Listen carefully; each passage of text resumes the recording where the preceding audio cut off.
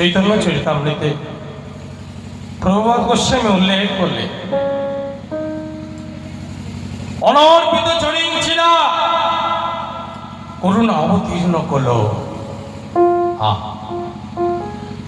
অনর্পিত যে ধন কোনো যুগে কোনো কালে কাউকে প্রদান করেনি, একমাত্র এই কলিযুগ মাঝে বড় করুণা করে বড় দয়া করে প্রভু আমার কলির জীবকে দিয়ে গেলে।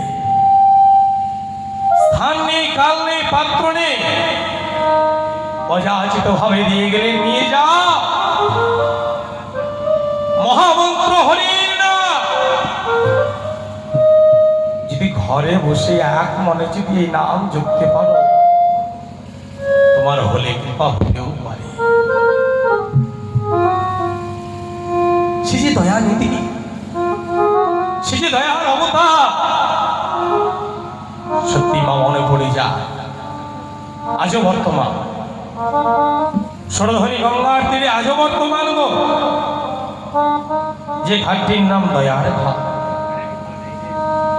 একদিন প্রেমের ঠাকুর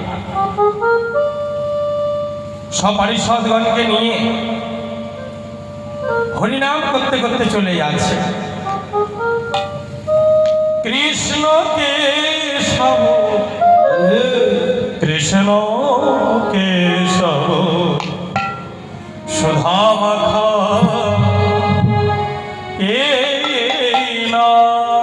হরের নাম মধু মাখা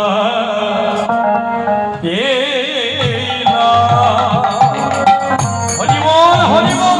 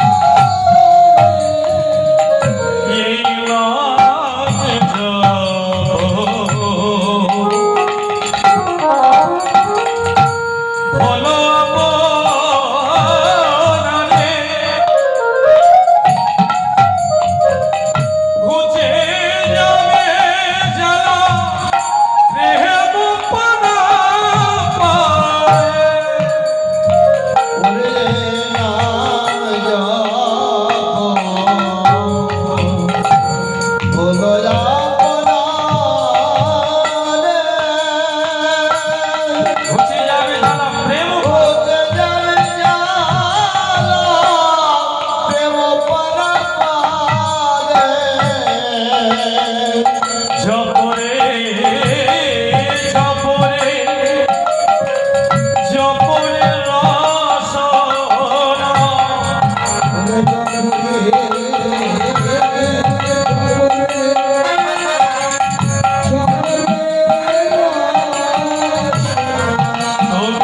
জপরে জপরে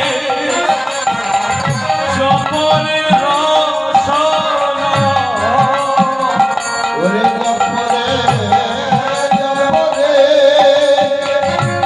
জপরে রসনা সুধা মাখা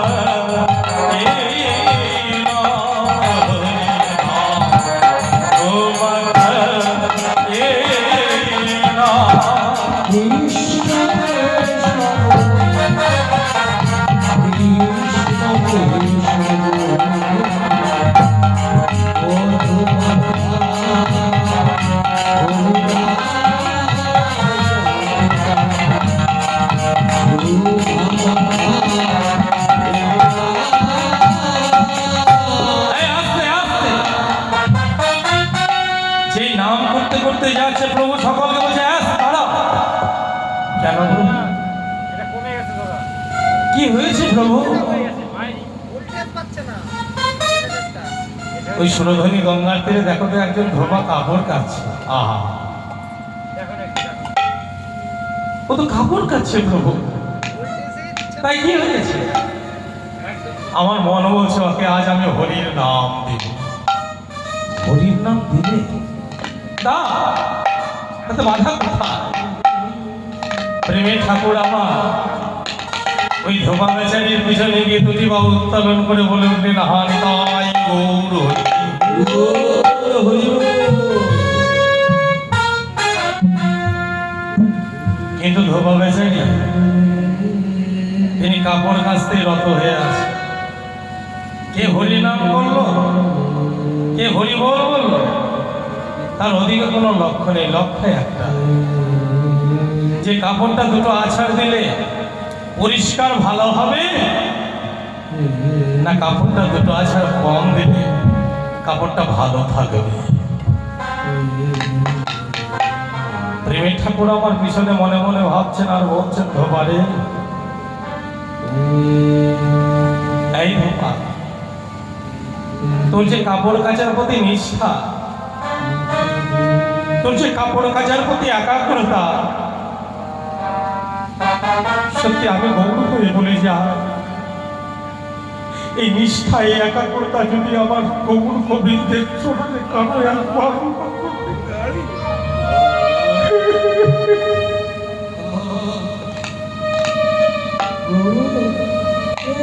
যদি আমার রাধা মাধবের চরণে কারো একবার নিষ্ঠা সে অনায়াসে আমার রাধা মাধবের চরণ পাবে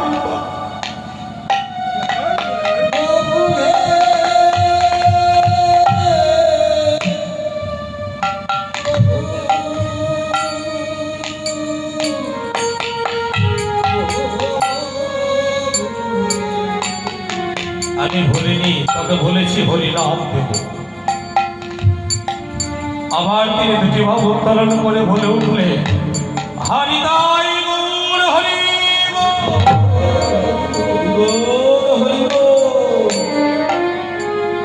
ধর্মবাসী চিৎকার করে বলে উঠলে কে ভিখারি চলে যা এখানে হরিনাম করলে তুমি কিচ্ছু পাবে না চলে যাও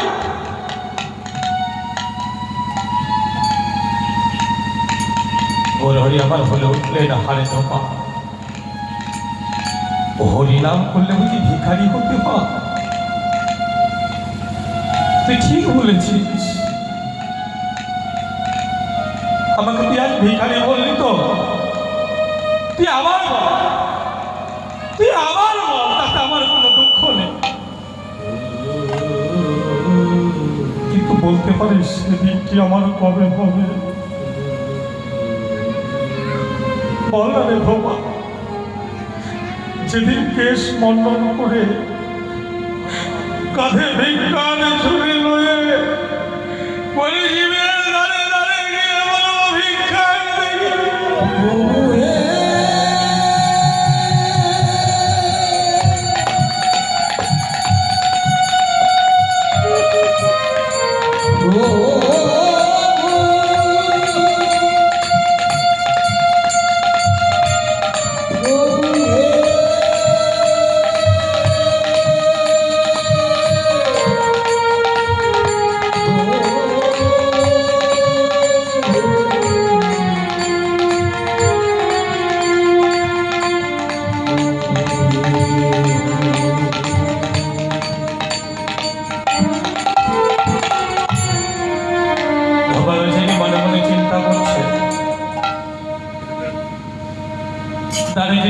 ভিখারি আসে গো,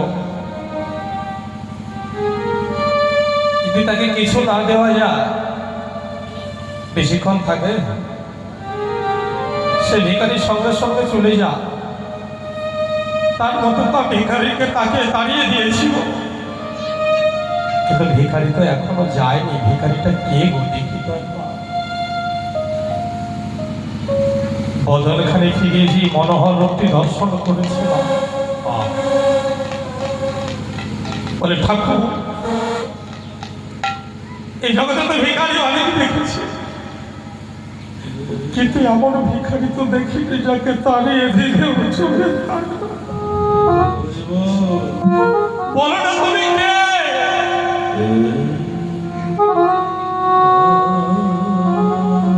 আমি ভিখারি। কি নিতে এসেছো আমার কাছে?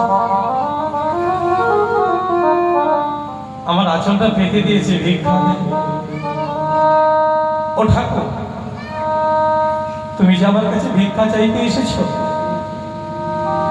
তোমায় যে ভিক্ষা দেবো সেটুকু আমার কাছে নেই। আমি গঙ্গার তীরে বসন পরিমার্জিত করে যখন বাবুদেরকে নিয়ে দেব বসন হলো, তখন তারা আমায় 2 করে টাকা দেবে, আর সেই টাকা দিয়ে আমার বাড়িতে উন্নয়ন চলবে। আমি যে বিনয়ী, আমি যে কারা, কে দেব তোমার? কে আছে আমার? এই জগতে তো আমার বলতে কিছু নেই গো।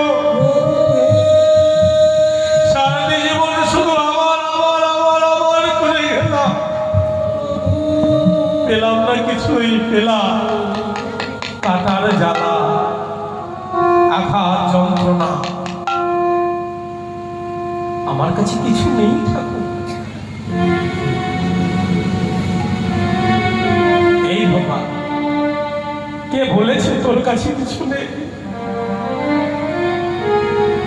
না, আমার এই ভিক্ষার ঝুলিতে তোর যত পূর্বজন্মের পাপ, তোর যত পূর্বজন্মের তাপ জ্বালা, সকল কিছু আমার ঝুলিতে দিয়ে দে।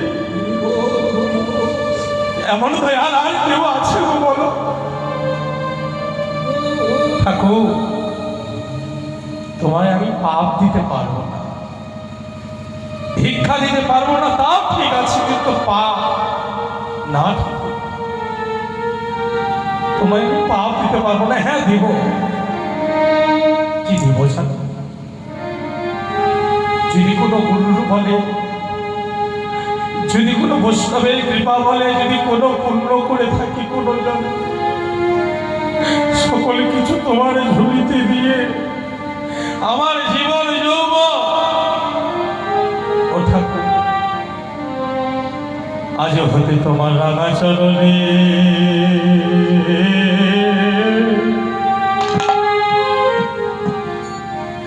চরণে আমি বিকা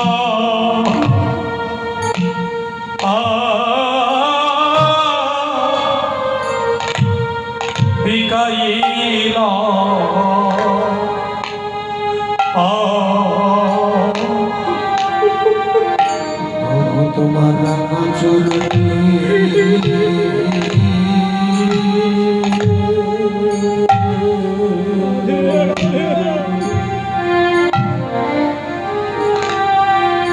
চরণে আমি বিকা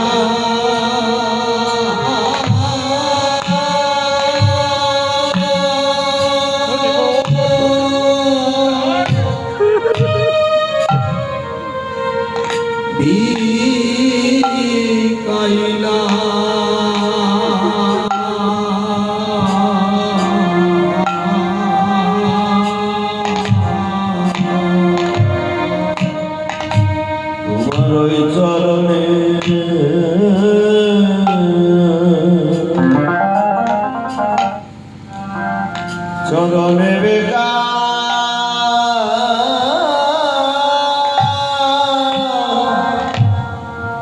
আমি বেকা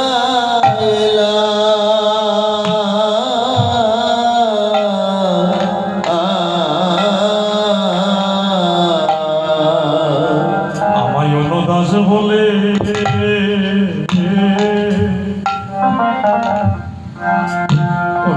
বলে গ্রহণ করো।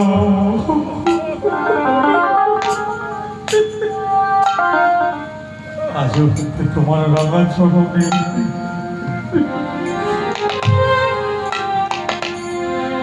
প্রভু আমি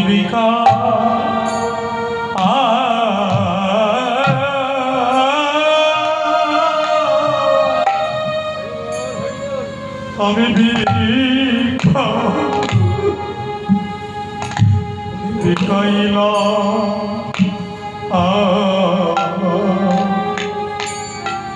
প্রভু হে দাস বলে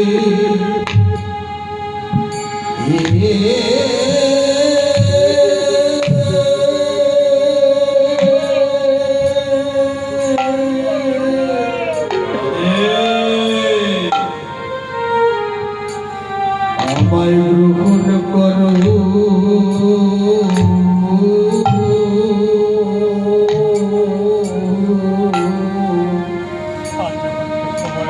প্রভু তোমার রাঙা চরণে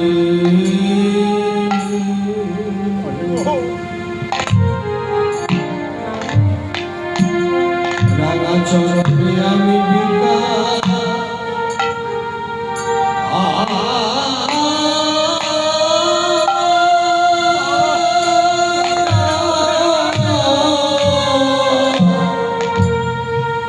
প্রভু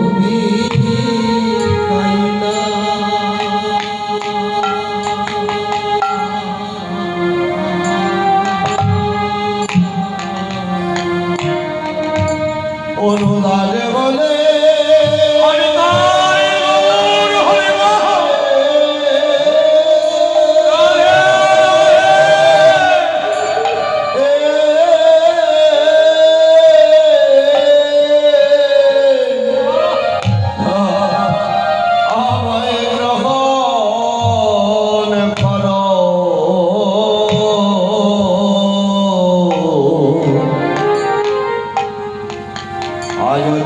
চরণে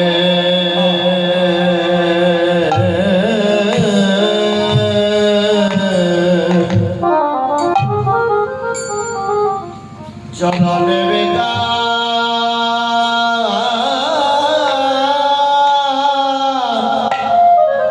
আমি বেকা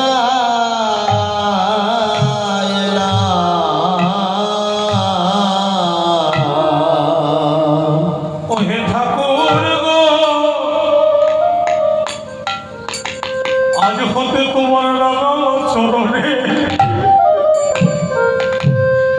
চরণে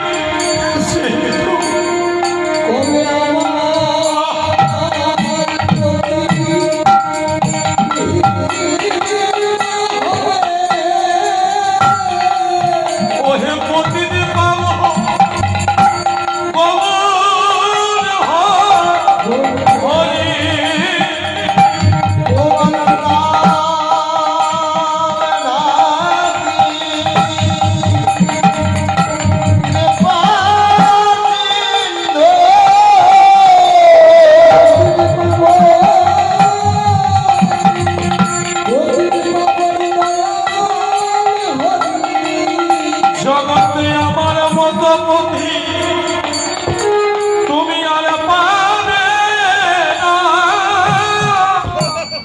প্রতিদিন পাবো দয়াল হরি। আমার মতো পথি আর পাবে না।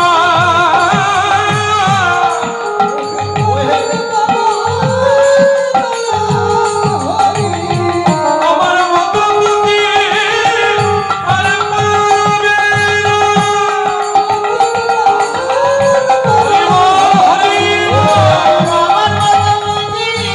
পাবে না।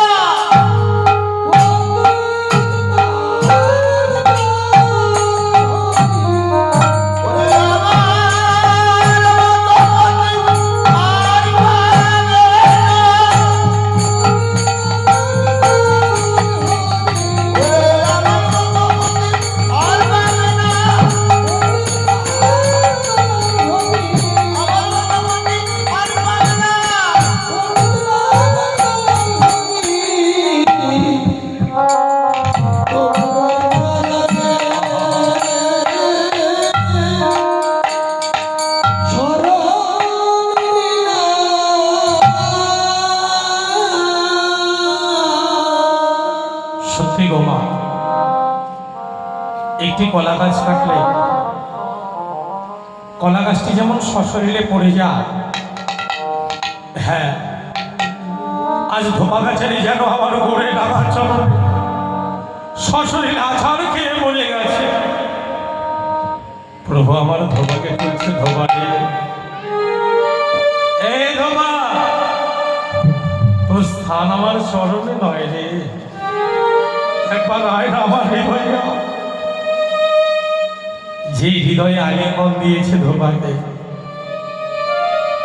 পরশমণির পরশ পেলে যেমন লোহা সোনায় পরিণত হয়ে যায়, তদ্রূপ ধোপা লোহা যেন আমার পরশমণির পরশ পেয়ে সোনায় পরিণত হয়ে এই জাগতিক সোনা নয় গো, সে যে উপাসনায় পরিণত হয়ে দুটি বাহু উত্তোলন করে পদন ভরে হরিবল হরিবল বলতে বলতে চলে গেল।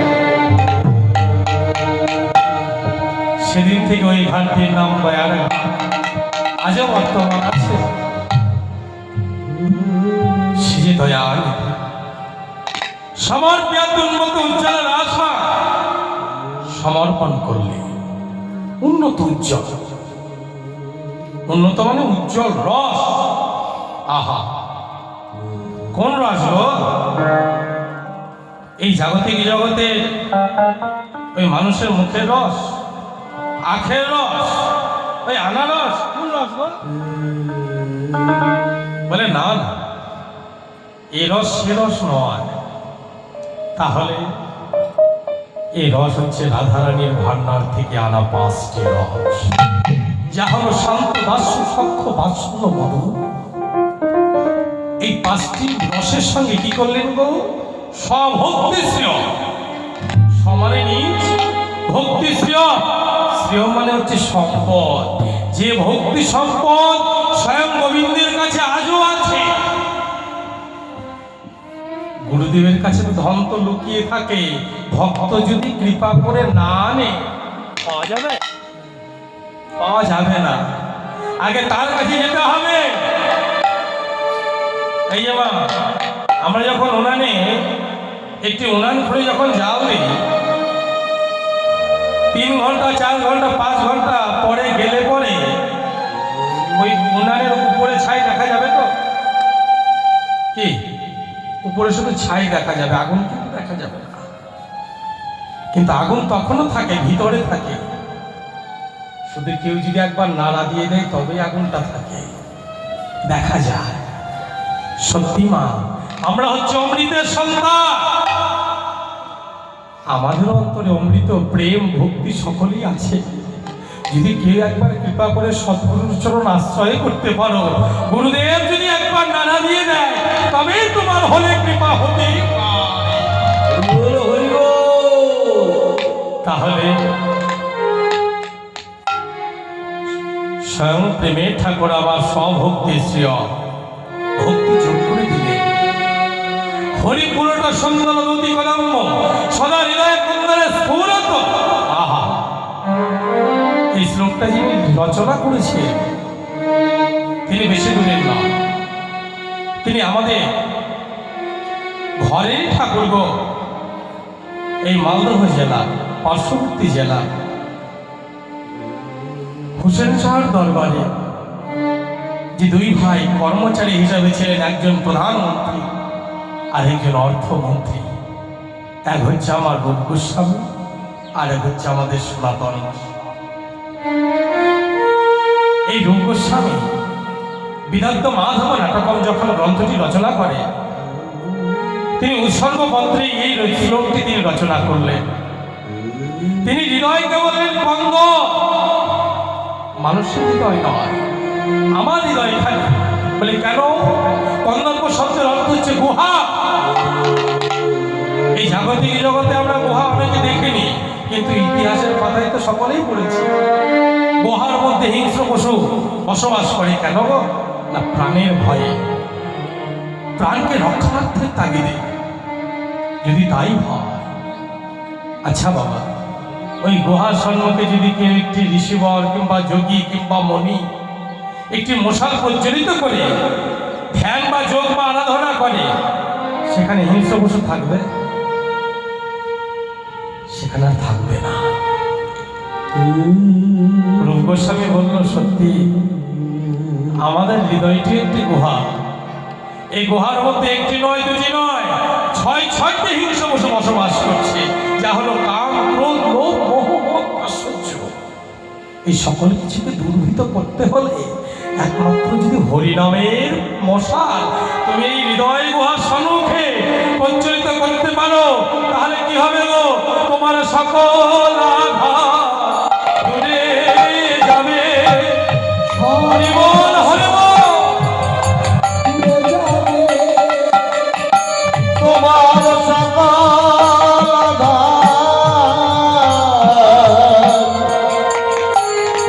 আধার দূরে যাবে। তোমার হৃদয়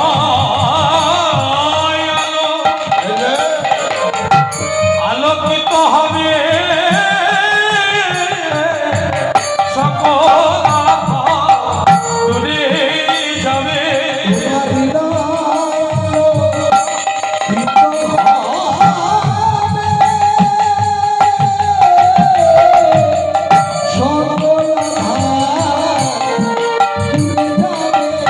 তোমার হৃদয় আলোকিত হবে,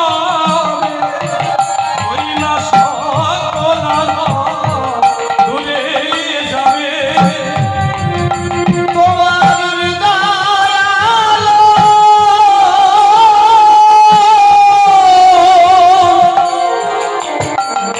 আলোকিত হবে। যদি প্রেমের প্রদীপ জ্বালিতে পারো,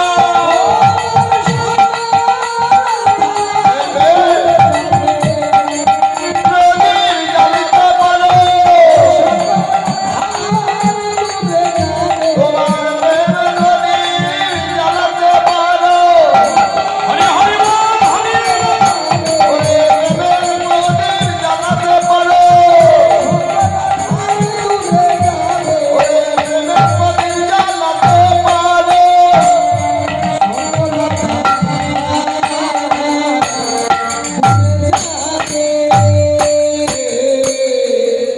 দেখেছেন, এই যে এখানে আমরা সকলেই এসেছি, বাড়িতে কত কিছু খুঁটিনাটি হিংসা নিন্দা মনে ছিল, এখানে আছে?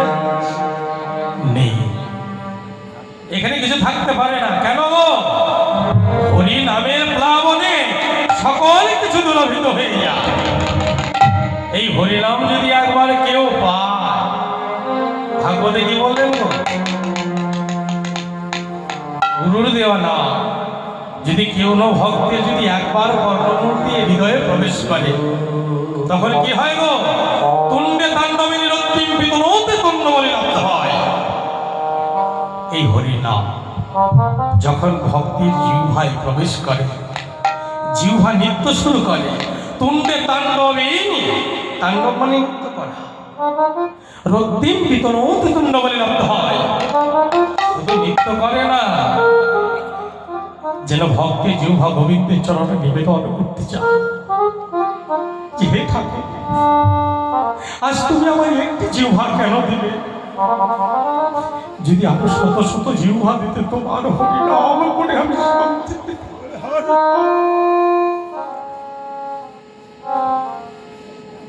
এই হরিনাম যখন কর্ণ বলে প্রবেশ করলে, কর্ণ করে কর্ণ মেনে ঘটায় কর্ণ স্পৃহা, কর্ণের আনন্দ বাড়ছে। কর্ণ যেন বলতে চাইছে, ঠাকুর আমায় দুটি তুমি কেন কর্ণ কেন বাঁধিলে? কেন বাঁধিলে?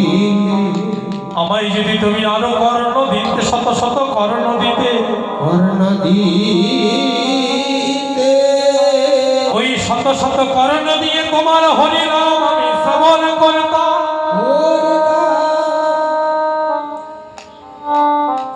সেই হরিনাম, সেই কৃষ্ণ নাম যখন হৃদয় প্রাঙ্গণে যখন গিয়ে দাঁড়ালো, চেত প্রাঙ্গণে সঙ্গিনী বিজয়েতে সর্ব ইন্দ্রিয়ানুম তৃপ্তি, সর্ব ইন্দ্রিয়কে জয় করে নিয়ে আমার গোবিন্দ চরণমুখী করে দেয় এই কৃষ্ণ নাম। ভাবা যায় না জন্মে জনিত কেউ হইতো অমৃত, কৃষ্ণ ইতি বর্ণোক্ত। ভক্তকে বলতে যাচ্ছে, দেখো কত অমৃত আছে এই কৃষ্ণ নামে, একবার করে দেখো, বললে কি হবে জানো? তোমার সকল জ্বালা দূরে যাবে। আরে সকল জ্বালা দূরে যাবে। ওগো হরি নামে, হরির নামে তোমার সকল জ্বালা দূরে যাবে।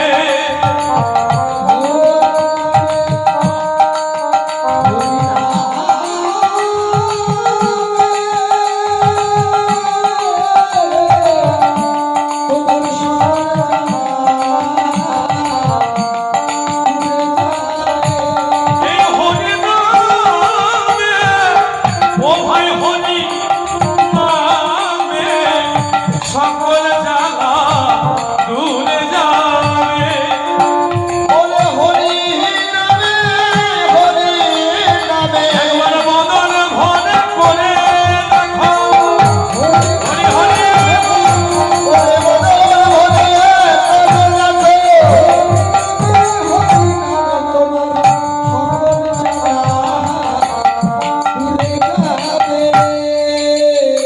তাহলে কোনো দ্বন্দ্ব নিধা কিচ্ছু থাকবে না গো। সভক্তি শ্রীরাম হরিপুরটা সুন্দর ধৌতি কদম্ব সদা হৃদয়ে কন্দরে স্ফুরত বহ শ্রী সচিনন্দ। আজ যোগস্বামী তিনি দেখছেন আর কলম দিচ্ছেন। এই জগতে সকলে আমার মহাপ্রভুকে প্রণাম জানাই, তাই না? কিন্তু আমার সচি মাকে তো কেউ প্রণাম করে না গো। তাই তিনি এই শ্লোক দ্বারা শ্রী সচিনন্দন মানে সচিমাকে তো প্রণাম করলে, তার সঙ্গে মহাপ্রভুকে একটি